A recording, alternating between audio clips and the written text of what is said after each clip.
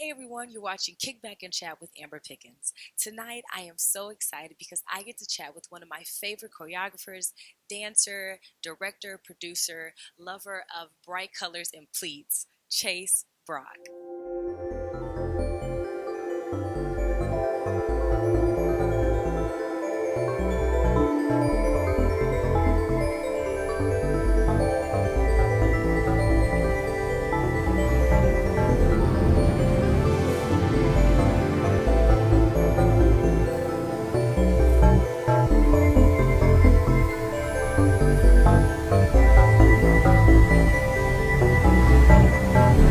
Amber, I'm always happy to be on Kickback. Yay! So Chase, last year we were here at Theater Row celebrating your 10th year of the Chase Brock experience. But this year we're celebrating your new off-Broadway show, Girl with the Alkaline Eyes, and we're also celebrating your new Broadway show, Be More Chill. It's a busy time. What can I say? I think you know how it goes in show business. You're either doing nothing or you're doing everything all at once. Yeah, that's it. That's true. So it's like you have to take advantage of that downtime to sleep. That's right, absolutely. I'm looking forward to some next week. And I bet you are too. Yes, I am. A nice nap. I always say naps because it's like I never feel like I get a full night's rest, but a nice nap. So talk us through Girl with the Alkaline Eyes. What is this amazing new off Broadway show about? So we wanted to make a piece for the company that was a total dance narrative. So this is a dance theater piece that's 70 minutes, no intermission, featuring 6 amazing members of the Chase Brock Experience. Here's one right here. And it is a robot dance drama. So we wanted to make a thriller and really say, hey, we believe dance could frighten an audience, startle an audience, surprise an audience, make an audience think. That it doesn't just have to be delight the audience or move or touch the audience, but that we could do basically what an hour-long Netflix episode of something like Black Mirror does without words. And so that's what we've done. Yeah, and one of the things you said was about it being a dance theater evening length, and this is your first time doing that for your company. So how was that for you? I think it felt like a natural next step, and in a funny way, I mean, I would maybe throw the question back to you and say, like, it seemed to me like we had a really organic, easy, kind of, in a funny way, easy rehearsal process. Yeah. We really, I think everyone in the room was clear on what story we were trying to tell and what we were doing, and so it didn't feel like Something longer or new. bigger. And not Yeah. really. What was it? It definitely did, and it's so funny that it would be the first like evening one because it's like it's shorter than a lot of things that we've That's right. done. So that's the irony in it. Yeah, it's like it's easier, but I love the way people are responding to it as well. People love this show so much. It's really exciting. I feel like people are looking for transformative evenings, and I feel like when you go to the theater now, I mean, experience is in our name and has been for 11 years. But I think that in a way, that's what now people are really wanting. It can't just be a night out; it has to really be something unexpected. And so I think this sort of promise to do that, and I think mostly has made good on that promise. So I'm excited that this will be the first of a series of these evening-long experiences we're going to do. So where did you pull your inspiration from for this show? Eric Dietz, who is my co-writer, of course, Amazing composer. brilliant, absolutely genius.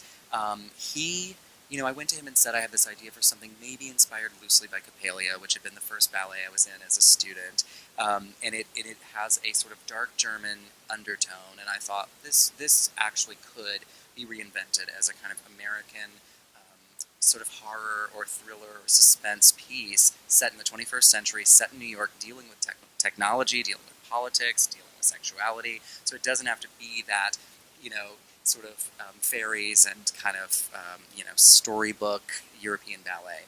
But I went to Eric and he got excited about the sci-fi element and had already had a lot of research, but he brought things to me and read all kinds of stuff.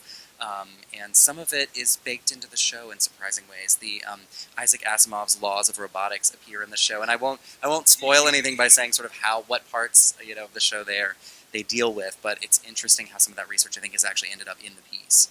And what's been your favorite character to work on in this production? Do you know what just came to mind? I've really enjoyed The Evangelist. It's funny because I feel myself like I think as a director you sometimes obviously you're looking at all aspects of the show, but you notice that you direct one character a lot. Yeah. That's right. Then I think something about her, and it's funny because people have asked like about this piece being current or how it deals, and we always say like we're alive in America right now, so the work we make can't be anything other than a response to our time. That's all we can do. But we haven't endeavored to make the work particularly timely. But that character, I think, is the direct link to some of the ugliness that's going on now, and that has been going on, but that we're really seeing kind of come out. And so I think I enjoy basically torturing that character and sort of Yeah. letting her really be that perspective. I think everyone in the show has succeeded so much as actors and actor dancers in this. Thank you, Chase. All of you, because everybody is really pursuing a very clear objective, and they're very different, and they're set against each other in ways that have created drama. And I think that character is one of the real inciting kind of characters of the evening. And I think you do a great job with choreographing and directing us by like challenging us. You don't just say, okay, here's that, but it's like you give us these ideas, and you like it forces us to challenge our minds to figure out what is my interpretation of this. I just don't want to get on stage and do this character. I want to figure out what it means to really be a robot, or to be an evangelist that's spreading evilness around, or to be the creator of the robots. We've all been investing. So thank you for that. Thank you for challenging us. You're so welcome, and it's fun because 3 of you have multiple characters, so you have 3 like characters. the dog lady. And it's so great being the dog lady, because I tell you this all the time. I get to use the invisible dog leash, which I've been wanting to use since I was a little girl. So every time somebody compliments me, I'm like, well, yes, I've only got it. I'm so happy. I'm going to miss that in the club scene. I love my Whitney Houston headpiece. Like, everything is great. Ever looked more beautiful than you in that club scene? Oh my god. The club scene is so much fun. We need to include some B-roll footage of that. Yeah, I do. I definitely need to. I need that headpiece for my birthday, too. I need to talk to Lauren Shaw about that. Yeah, Lauren's amazing. I need to call her for my birthday. I'm calling you, Lauren. So congratulations with Girl with the Alkaline Eyes, but also you just finished the first week of a new Broadway show, Be More Chill. You're doing it all. I did somehow do that also. Yes, I just came here from our last rehearsal of the first week.